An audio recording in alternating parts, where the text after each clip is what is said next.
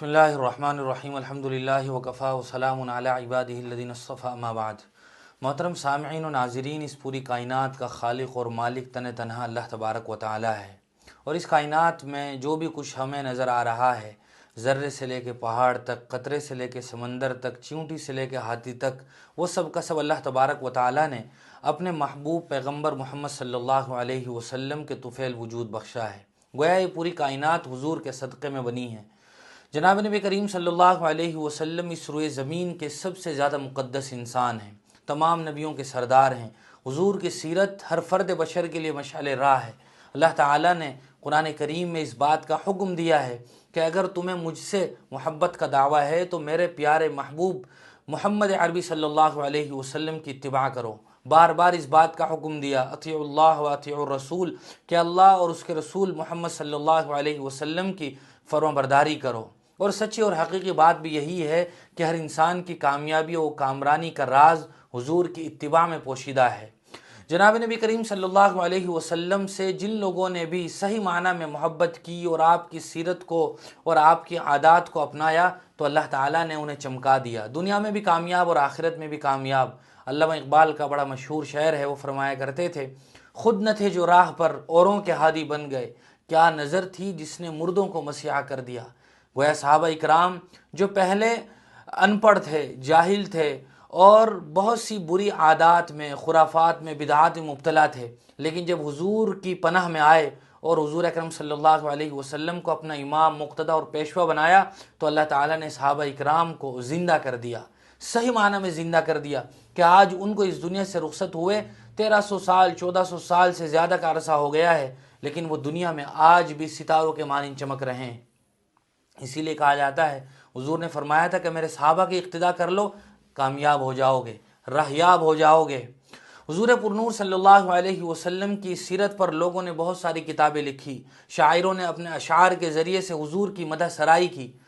بہت مشہور شعر ہے، ما ان مدحت محمدا بمقالتی ولکن مدحت مقالتی بمحمد۔ حضرت حسان بن ثابت کی طرف منسوب ہے کہ میں نے حضور اکرم صلی اللہ علیہ وسلم کی تعریف نہیں کی اپنے اشعار کے ذریعے سے، بلکہ میں نے حضور کی تعریف کر کے اپنے اشعار کی تعریف کی ہے۔ لا يمكن الثناء كما كان حقه بعد از خدا بزرگ توئی قصہ مختصر، کہ حضور اللہ کے بعد سب سے بڑے مرتبے پر فائز ہیں۔ حضور کی جتنی بھی تعریف کر لی جائے، اخیر میں یہی کہنا پڑتا ہے کہ آپ کا رتبہ تو اللہ کے بعد ہے۔ پچھلے دنوں یہ خبر بڑی تیزی کے ساتھ وائرل ہوئی، سوشل میڈیا پر لوگوں نے پڑھی ہوگی اور سنی ہوگی کہ اس دنیا میں سب سے زیادہ نام اگر کسی کے نام پر رکھا گیا ہے تو وہ حضور پرنور صلی اللہ علیہ وسلم کے نام نامی اسم گرامی محمد پر رکھا گیا ہے۔ 15 کروڑ سے زیادہ لوگوں نے اپنا نام حضور کے نام پر رکھا ہے، یعنی محمد رکھا ہے۔ اور اتنا ہی نہیں، بلکہ کچھ سالوں پہلے تو پوری نسلیں ایسی گزری ہے کہ انہوں نے اپنی 4 پشتوں میں نام محمد رکھا ہے، بلکہ 4 ہی نہیں، اس سے بڑھ کر 17 نسلوں میں حضور کے نام پر لوگوں نے محمد نام رکھا ہے۔ بلکہ کچھ قبرستان ایسے ہیں کہ جن میں صرف اسی آدمی کو دفن کیا گیا جس کا نام محمد تھا، اور ایسے قبرستان بڑے بڑے قبرستان ہیں۔ گویا لوگوں نے جہاں حضور کی ذات سے محبت کی، حضور کی سیرت سے، حضور کی عادات اور خصلت سے لوگوں نے محبت کی، وہیں آپ کے نام نامی اسم گرامی محمد سے بھی لوگوں نے محبت کی ہے۔ اسی لیے علامہ اقبال نے فرمایا تھا، قوت عشق سے ہر پست کو بالا کر دے، دہر میں اسم محمد سے اجالا کر دے۔ حضور کی ذات بھی، حضور کا نام بھی، حضور کی شخصیت بھی، حضور سے جڑی ہوئی ہر چیز اس دنیا میں معزز بن گئی۔ اسی لیے حضور پرنور صلی اللہ علیہ وسلم نے فرمایا تھا کہ میرے نام پر تم نام رکھو، میری کنیت پر تو نہ رکھو بلکہ میرے نام پر نام رکھو۔ حضور کا سب سے مشہور جو نام ہوا ہے وہ محمد ہوا ہے، دوسرا نام حضور کا احمد بھی تھا، اور حضور کے بہت سارے صفاتی نام بھی تھے، ماہی ہے، عاقب ہے، بہت لمبی فہرست ہے، لیکن سب سے زیادہ مشہور نام حضور کا وہ محمد تھا۔ اور بخاری کی ایک روایت کے مطابق یہ نام اللہ نے آپ کا نام رکھا تھا۔ اسی لیے بہت سی مرتبہ ایسا بھی ہوا کہ جب کوئی صحابی اپنے بیٹے کو حضور کی خدمت میں لے کر آیا تو حضور نے اس کا نام محمد رکھ دیا۔ صحابہ اکرام میں سے بھی کئی لوگ اسی نام کے تھے۔ محدثین میں ایک بہت لمبی فہرست ہے، جنہوں نے حدیث پڑھائی، انہوں نے اپنے بچوں کا نام بلکہ اپنا نام محمد رکھا۔ تو گویا یہ نام حضور کے زمانے میں بھی، حضور کے بعد کے زمانے میں بھی یہ مقبول نام رہا، اور جس دور میں ہم جی رہے ہیں اس دور میں بھی دنیا میں سب سے زیادہ پیارا محبوب اگر کوئی نام ہے تو محمد ہے۔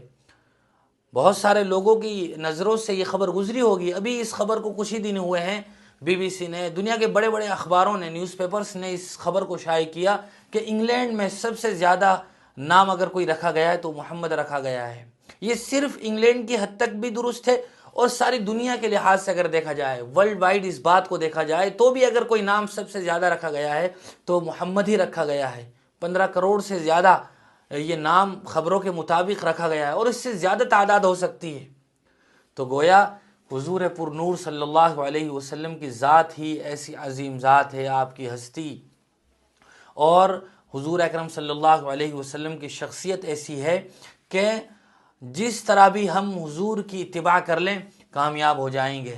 صحیح معنی میں اگر ہم عشق رسول کے دعوے دار ہیں تو ہمیں آپ کی اتباع بھی کرنی چاہیے، اور اپنے خاندان میں ضرور ایک نام محمد رکھنا چاہیے۔ لیکن آج کل ہمارے یہاں عجیب مذاق بنا ہوا ہے کہ لوگ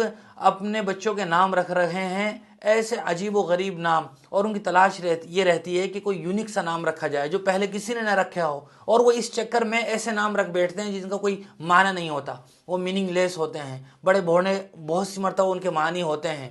ایسے بہت سارے نام گنائے جا سکتے ہیں، لیکن بہرحال ہمیں کوشش کرنی چاہیے کہ ہم اپنے بچوں کا نام صحابہ کرام کے نام پر رکھیں۔ ہم بیٹی ہے تو صحابیات کے نام پر نام رکھیں، اتنے خوبصورت نام تھے صحابیات کے، امہات المؤمنین کے، ان کے نام پر نام رکھیں۔ اور محمد نام تو اتنا پیارا ہے کہ کوشش کرنی چاہیے کہ ہر ایک کے خاندان میں اس نام کا آدمی موجود ہو، تاکہ لوگوں کو پتہ چلے اور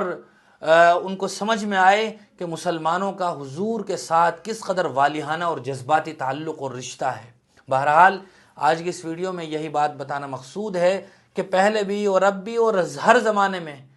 اگر کوئی ہستی سب سے زیادہ پیار اور محبت کے قابل رہی ہے تو وہ حضور پرنور صلی اللہ علیہ وسلم کی ذات ہے، اور سارے مسلمان اور